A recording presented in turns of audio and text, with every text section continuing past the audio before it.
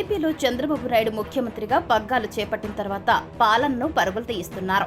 గత ప్రభుత్వంలో చోటు చేసుకున్న లోటుపాట్లను పరిశీలించి అవి తమ ప్రభుత్వంలో తలెత్తకుండా జాగ్రత్తగా అమలు చేసుకుంటూ వస్తున్నారు.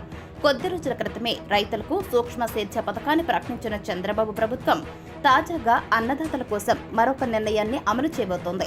ఈ పంటలో నమోదైన రైతులకు ఉచిత పంటల బీమా పథకాన్ని వర్తింపజేస్తోంది. గత ప్రభుత్వ హయాంలో రైతులకు సంబంధించి తీసుకున్న నిర్ణయాలను చంద్రబాబు ప్రభుత్వం వరుసగా సమీక్షించుకుంటూ వస్తోంది. దీనిలో భాగంగానే పంట బీమా నమోదులో అన్నదాతల వ్యయ ప్రయాసాలను తగ్గించేందుకు గాను ఈ పంటలో నమోదైతే చాలు అని ప్రకటించింది. వచ్చే రబీ సీజన్ నుంచి 2019లో వైసీపీ ప్రభుత్వం రాకముందు ఏ విధానమైతే ఉందో దాన్నే వర్తింపజేస్తుంది. ఈ విధానాన్ని మంత్రివర్గ ఉపసంఘం సిఫారసు చేసింది. ఇప్పటికే రాష్ట్రంలో ఖరీఫ్ సీజన్ ప్రారంభమైందని, పంటల బీమా కోసం గత ప్రభుత్వం టెండర్ల ప్రక్రియను పూర్తి చేస్తుందని, ఇప్పుడు తిరిగి టెండర్లు పిలిస్తే ప్రక్రియ చాలా లేట్ అవుతుందని వ్యవసాయ శాఖ అధికారులు ముఖ్యమంత్రి దృష్టికి తీసుకువెళ్లగా ఆయన అన్నదాతలు నష్టపోకుండా చర్యలు తీసుకోవాలంటూ ఆదేశించారు.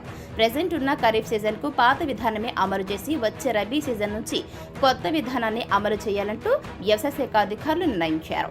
గత ప్రభుత్వం తీసుకొచ్చిన వైఎస్ఆర్ ఉచిత పంటల బీమా విధానంలో పంట దెబ్బతిన్నప్పటికీ రైతులకు పరిహారం దక్కలేదని ప్రస్తుత ప్రభుత్వం గుర్తించింది. పంటల బీమా అమలుపై మంత్రులు నాదెండ్ల మనోహర్, అచ్చెన్నాయుడు, పయ్యావుల కేశవ్ ఆధ్వర్యంలో మంత్రివర్గ ఉపసంఘం ఏర్పాటు చేస్తున్నారు.